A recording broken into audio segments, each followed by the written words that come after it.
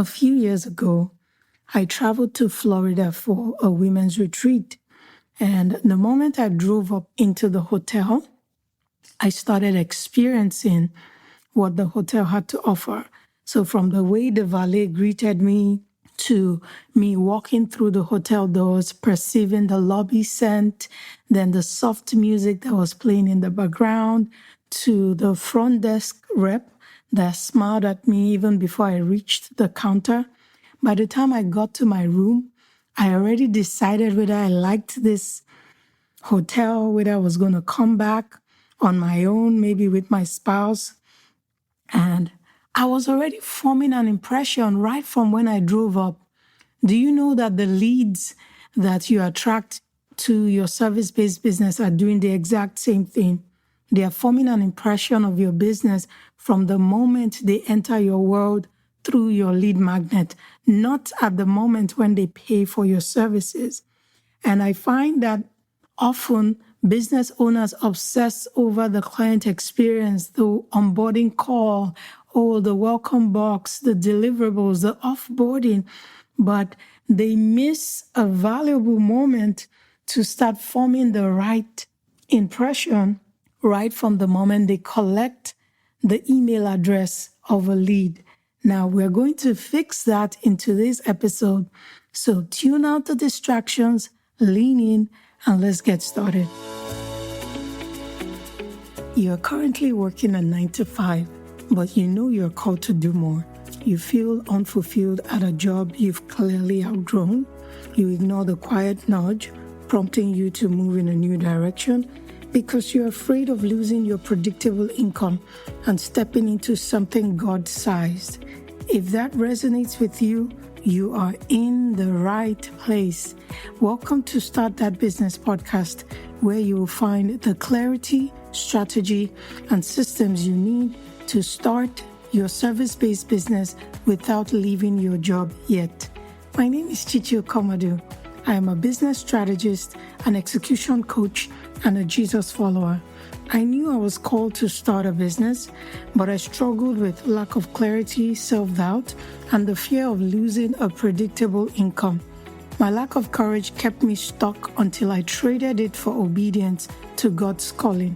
I left my job, built a 7-figure service-based business, and ran it for 13 years. Now, I help other Christians working a 9 to 5 do the same. You don't have to stay stuck in unfulfillment, fear, doubt, or lack of clarity. It's time to partner with God and step boldly into your calling to start that business. You know the one I'm talking about. Yes, that one you've been putting off for a long time. One of my favorite things to do is to discover new plant-based or vegan restaurants where I can eat something new and just explore. As a matter of fact, I have a wish list. Whenever I find a new plant-based or vegan restaurant, I put it down. I'm like, I want to try that out. I want to check it out. So when I get to visit one of these places, I start forming my opinion about that restaurant from the parking lot.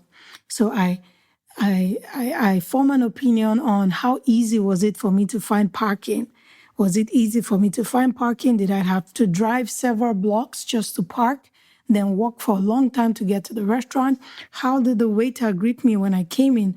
Did they attend to me, or did I stand for a few minutes before they even noticed that I walked into the restaurant? Where did they sit me?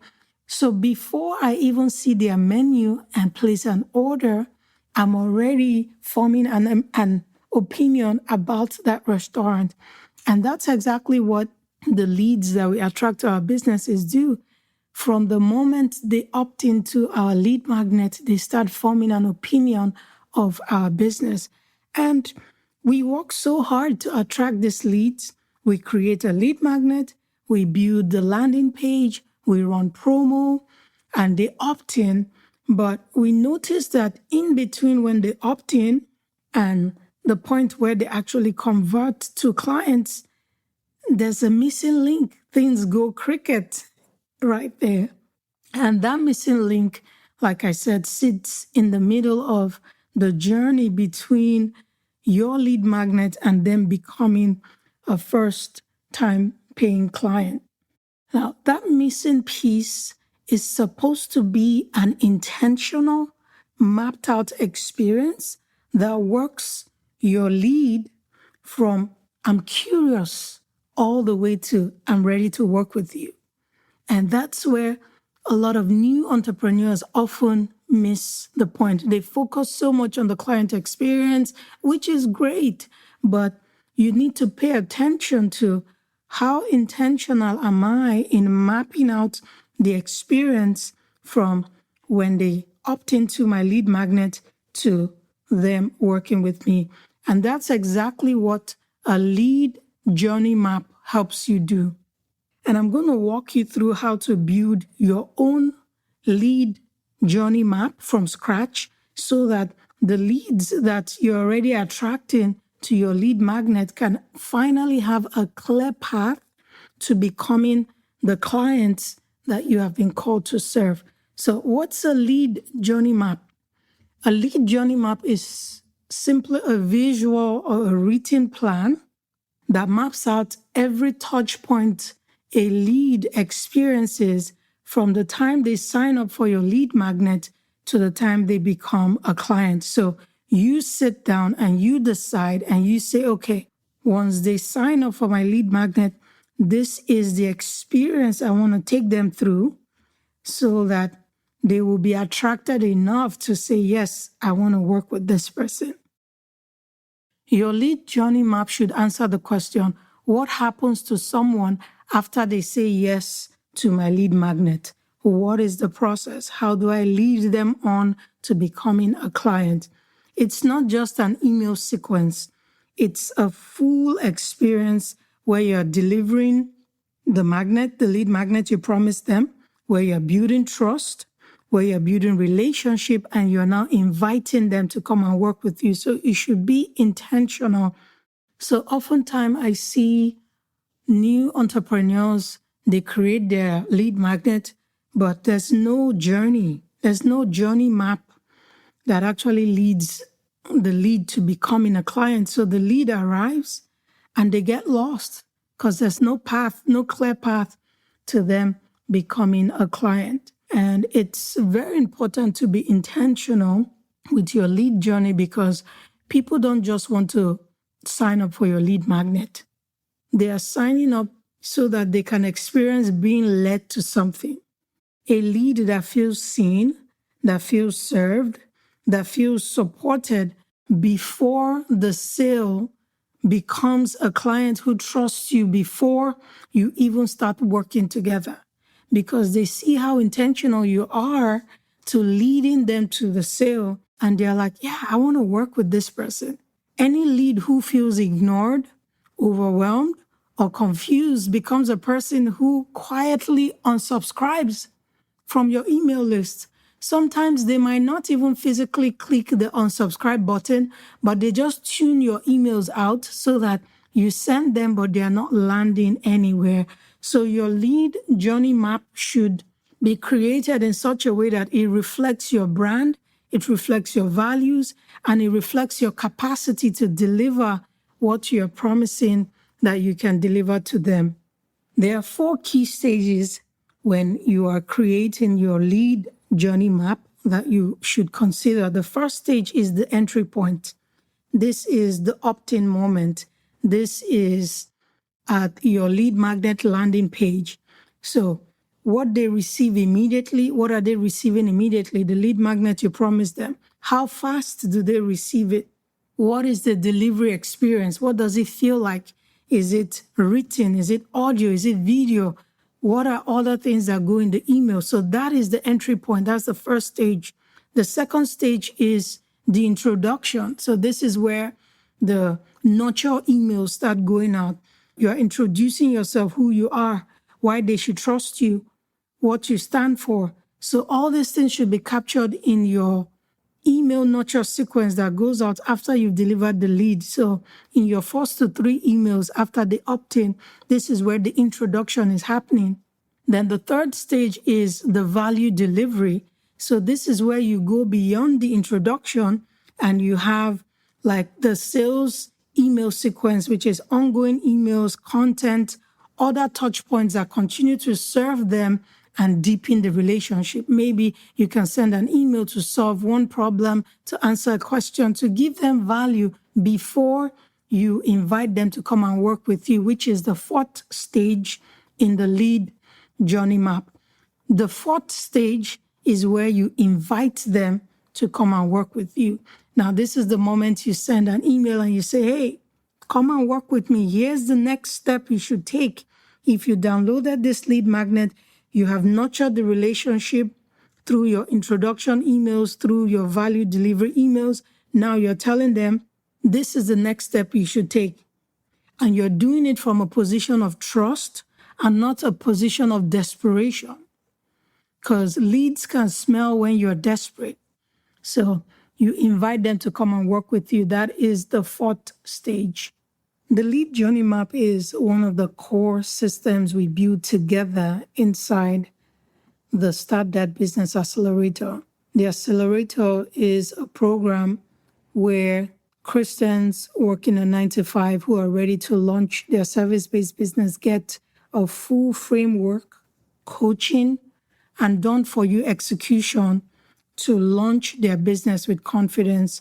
To get access to apply, you have to take the first step, which is to attend the Start That Business Live workshop.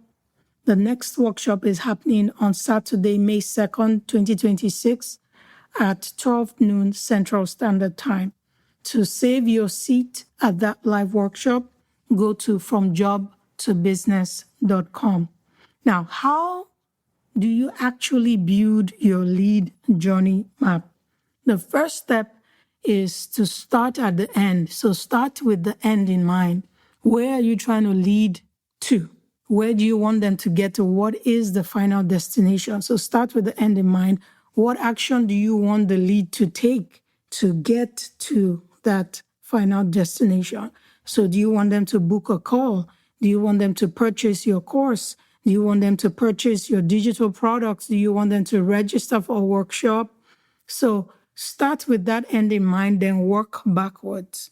Once you've done that, the next step you need to take is to map out the touch points. So list every email, every piece of content, every interaction between the points they opt into your lead magnet and when that end action happens, which is either to book a call, purchase your service, register for a workshop. So what are the touch points? Touch points are what are the things that happen in between your lead magnet and when they finally do that thing you want them to do. The third step is to assign a purpose to each touch point. So know clearly, what am I trying to achieve with this email I'm sending? What am I trying to achieve with this email sequence? Every email should do one of three things. It's either is delivering value, is building trust, or is extending an invitation for them to come and work with you. So every touch point should have a purpose. Number 4, identify the gaps. So after you've done step 1 to 3, identify the gaps. Where are people dropping off? Maybe you sent the first 3 engagement emails in your sequence and you see that after the 3rd email, people stop opening the 4th and the 5th one that you sent. Then that is where you need to pause to identify what is the gap. Where is their silence? Where am I assuming that they know what to do next? And how do I fix it? Which brings us to step 5. Step 5 is where you build the bridge. You fill in those gaps. Once you've studied the data and you've seen, okay, people stop opening my engagement emails or my sales email after I send the 4th one, then you fill in the gap with intention that will move them forward to that next step. So here are some examples of the touch points you can have in your lead journey. Now, the first one is your welcome email. This is the first email that goes out immediately to deliver the lead magnet that you promised them with a warm introduction of who you are. Now, once that has gone out, the second touch point can be a value email. And this email can teach them something that is relevant to their number 1 problem, then you provide a solution in that email, or you give them an outcome in that email. Now, the third touch point can be a story email. This can be your own personal story where you tell them who you are, why you're doing this, and what you believe. Because whether you like it or not, people are gravitated to other people that share the same values with them. So a good story always engenders empathy. Now, the fourth touch point example can be a social proof. This can be where you share a result you have gotten for a previous client, a testimonial, or a case study, and you do it in such a way that is conversational, is relatable to where they are, so that they can see themselves as, okay, if this person can get this result, I can also get the same result. The fifth touch point you can have in your lead journey is the invitation email. This is a clear, confident, and warm offer you extend to them to take the next step to work with you. And again, you're not responsible for the outcome. You're responsible for creating the journey to get to that outcome. Now, if they decide to work with you or not, you know that it has nothing to do with your experience, because you've created an intentional experience that leads them to where they need to go. And they can decide not to work with you for so many reasons. So don't beat yourself up if a particular lead decides not to work with you. You will get so many more leads that will make that decision to work with you. Another way to look at your lead journey map is being a shepherd. In Psalm 23, verse 1, it says, "The Lord is my shepherd, I lack nothing." Now, what does a shepherd do? A shepherd leads the sheep somewhere safe, somewhere that they can get pasture, they can get water. You are doing the same thing when you create your lead journey map. You are guiding people toward the transformation that they are looking for. So you are pretty much a shepherd when you create your lead journey map. You're responsible for the experience you create. So be intentional in nurturing your lead and leading them to the transformation they're looking for. Because when you do that, it's an act of honor. You're pretty much saying, I value your time and the trust that you have placed in me, and I'm willing to be intentional about where I'm leading you to next. Some common mistakes to avoid when you are creating your lead journey map is sending one welcome email, delivering your lead magnet, and going silent for weeks. That is not a good experience. Another mistake I see new entrepreneurs making is you send one email, you deliver the lead magnet, then the next email you jump straight to pitching your offer or your service without building any relationship first. It's like going on a blind date, and on that first date, the person is asking you to marry them. And you're like, wait, we just met for the first time. So don't make that mistake. Take time to nurture the relationship first. Another mistake I see is making every email about you instead of making it about the lead's transformation and where you're trying to take them to. So don't make every email about you. Don't make it about, oh, I'm great at this or I'm great at that. Always focus on their problem, their desire, where they're trying to go to, so that they can see you as the guide that will lead them to the transformation they're looking for.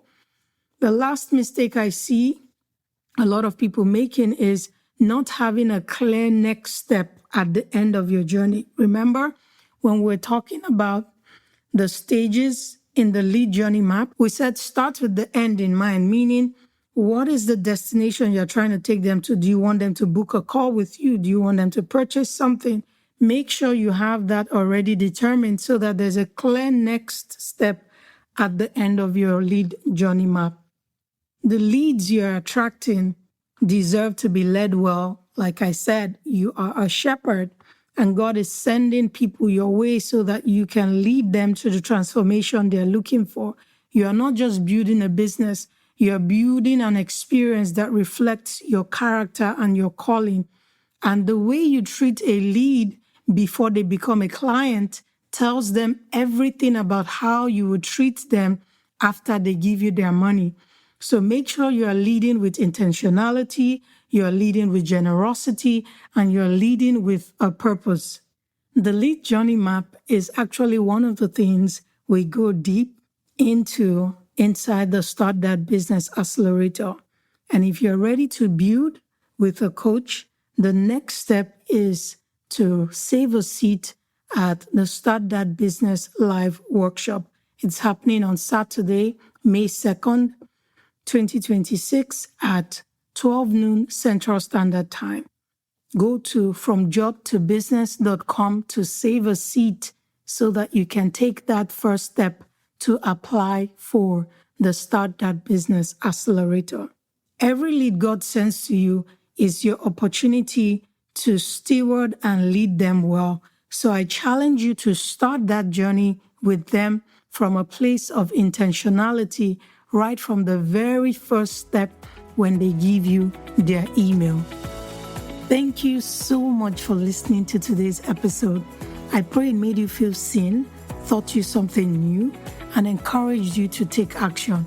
If it did, please hit the follow button so you are notified when a new episode drops. It will be a huge blessing if you left a review for this podcast on whatever platform you are listening from right now. It's the number one way I know this podcast is serving you, and it helps more Christians just like you find this show and take that first step toward their business. Until next time, remember your expertise is needed, your calling is real, and I'm here to help you make it a reality.